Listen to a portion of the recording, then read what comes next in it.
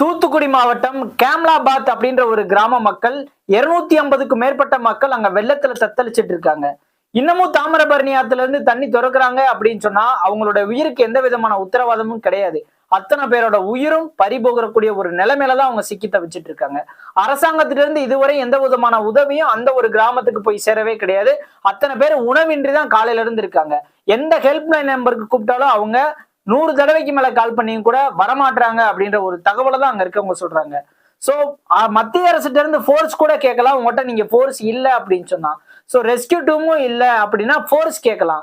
உங்ககிட்ட ஹெலிகாப்டர் இல்லைன்னா அதையும் கூட ஏற்கனவே முதைய அரேஞ்ச் பண்ணி வச்சிருந்திருக்கணும். போட்டும் அந்த இடத்துல இல்ல. போட் இருந்தா அவங்கள போட் மூலியமா கூட மீட்கலாம். சோ ஆட்சி நடத்துற நீங்க மக்களோட உயிரை எந்த அளவுக்கு பாதுகாப்பு பண்றதுல ஒரு அலட்சியமா செயல்படுறீங்க அப்படின்றதுல இதை பார்க்க முடியுது. எந்த விதமான மீடியம் அரசாங்கம் உங்களால போர்ஸ் இல்ல அப்படின்னு சொன்னா மத்திய அரசுட்ட இருந்து கேட்டு